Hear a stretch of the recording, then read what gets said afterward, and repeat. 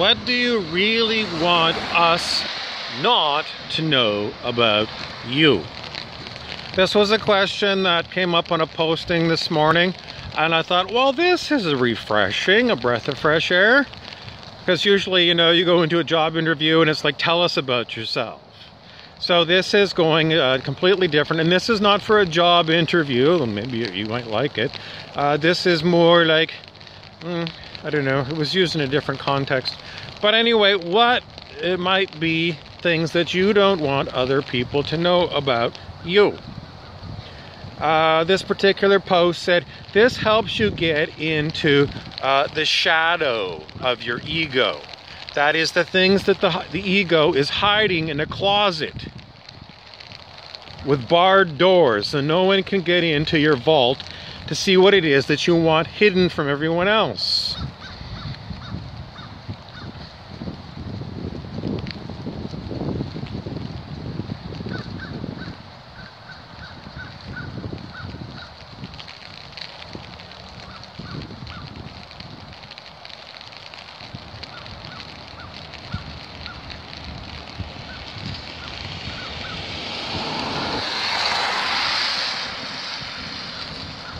I don't know how to tell you this, but generally speaking, people don't want other people to know everything about them.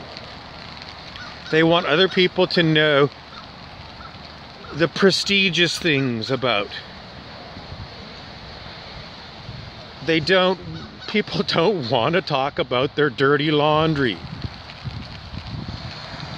They usually want to put up a very good impression for other people, usually so that other people will like them or will hire them, or somehow, you know, it's like a status thing. It's like, you know, the most popular person in high school. And so that's what it is. It's very juvenile. On the other side of the street, the shaman Don Juan Matus told his apprentice Carlos Castaneda, don't tell anybody anything about yourself.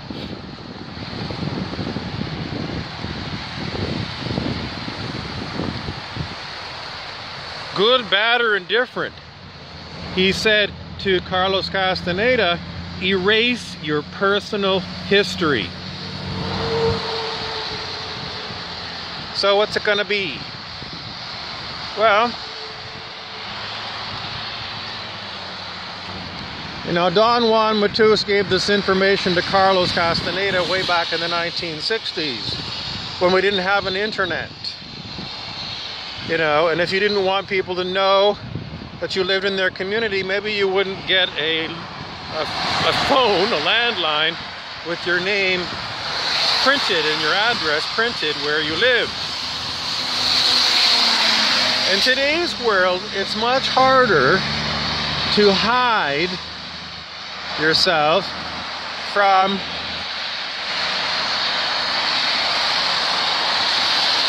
everything. So how are you going to erase personal history in today's world? Don Juan Matus. Don Juan answers, if you get my drift, that is, be not too forthcoming with strangers.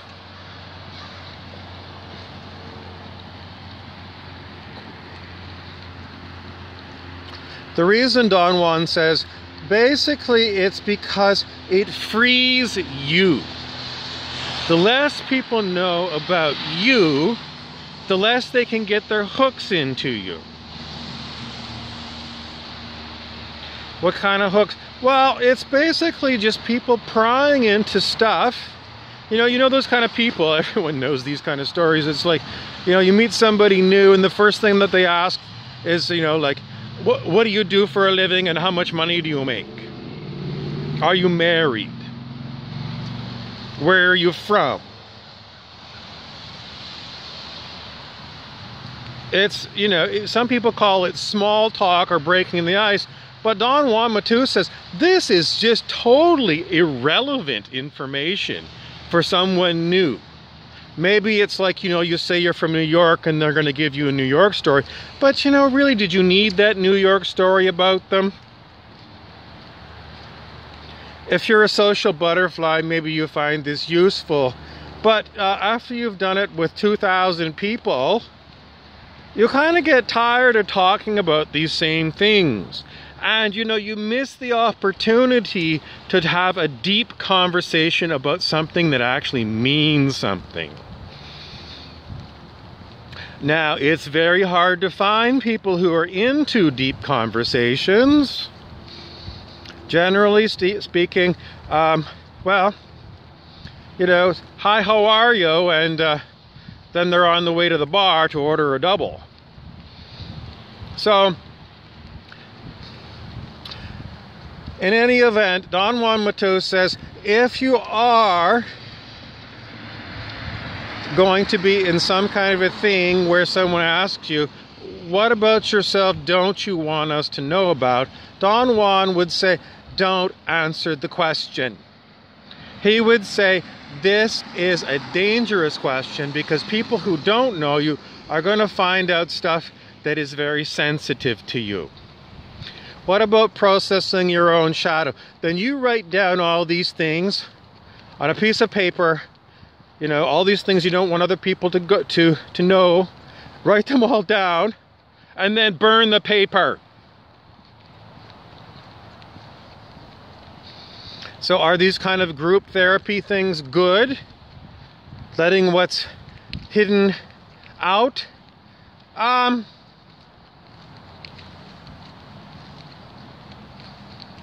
You can't really say more than don't tell people your business. Because people are very untrustworthy and they love to say, I'm going to keep it a secret, and then they gossip about it.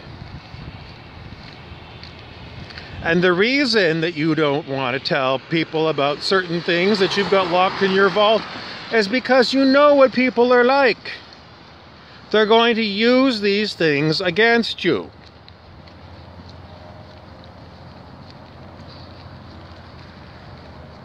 How are you ever going to deal with your shadow traits? You can still deal with the things that are in your vault, you yourself.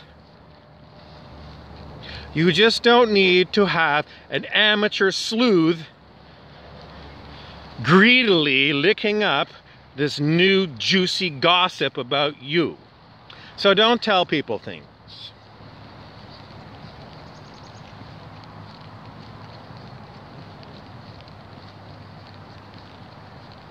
The mind plays all kinds of tricks on you to convince you why you have to tell people this, that, or the other thing about you.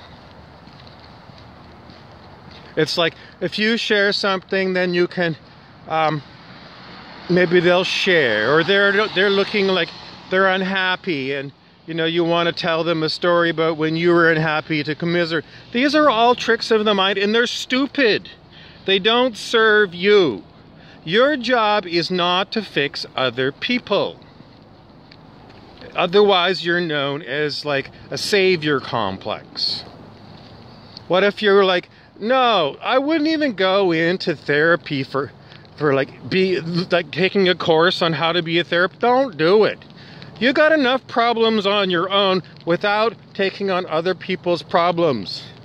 Because there's going to be a lineup of these people outside your door.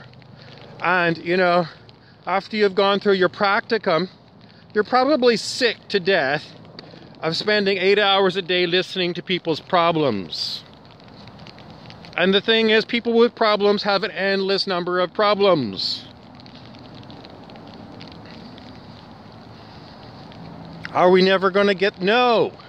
We're never going to solve the problems. The best way to deal with problem people is to say, sorry, I got to wash my hair tonight and I'm late. In other words, leave them. They're toxic. And everyone's got their own problems. So do you. And that's usually more than you can handle. So why listen to other people? And some of these people, you know, they got 10 million problems, but they still want to know everything about all of your problems. So you're going to waste, I mean, are they going to help you? No. No, they're not going to help you at all because they can't deal with their own shit. What about getting a self-help book or something? No. Keep all your problems locked up in your vault. Well, aren't they going to express themselves? Yes, they are, because they're in mind. And they're there. So what are you going to do about them? Maybe stop calling them problems.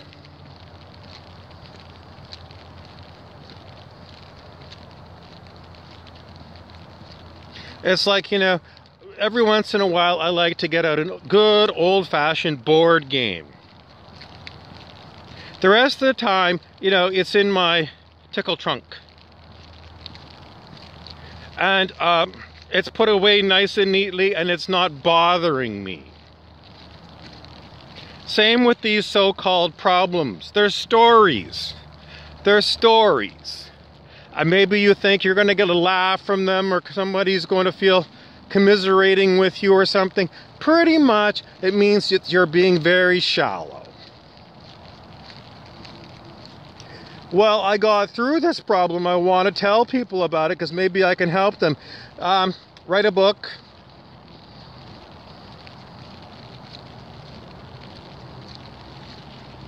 But there are so many of these kind of books. You go on Amazon and you go into self-help, there must be 1 billion books already written. And how are you going to know what a good book is from a shitty book? Buy 3 or 4 books? It takes a long time to read the book and then read 3 more to try and figure out, you know, what makes the most sense, what resonates with you. And then what have you got? Well, you've wasted a lot of time determining that this is the particular technique that I'm going to use. And you try it, and then lo and behold, it doesn't work. And then you're looking at the other books, and I didn't really like those books. And then you're going to go back to the heap of 1 billion books.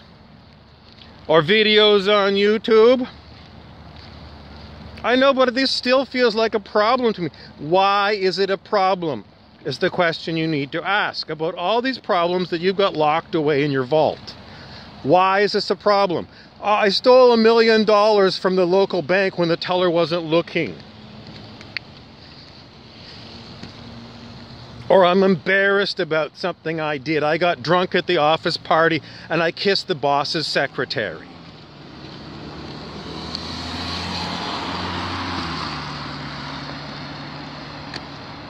In any event, the main thing about your problems is you don't want to have any of the lower emotions around them left undealt with. In other words, if you're feeling like guilty about kissing the boss's secretary at the drunken Christmas party, then you have to learn how to deal with guilt.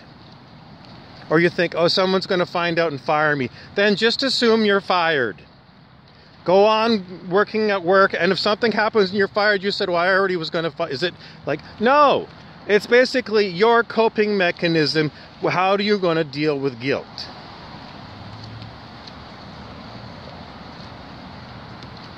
You don't want somebody to find out that you did something criminal. Well, shut your mouth and don't say nothing about it. Everyone on this planet does something, you know, sometime in their life. Somebody goes to a bar and they get drunk and they forgot to pay their bar bill. You are a thief.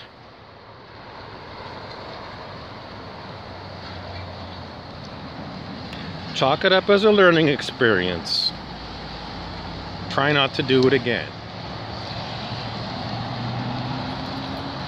The thing is, people pretend to be saints, and they're not. So don't feel like you've got to gush about all of your personal problems to a random stranger or one of these therapy groups. bury it in the vault, throw away the key, lock the door.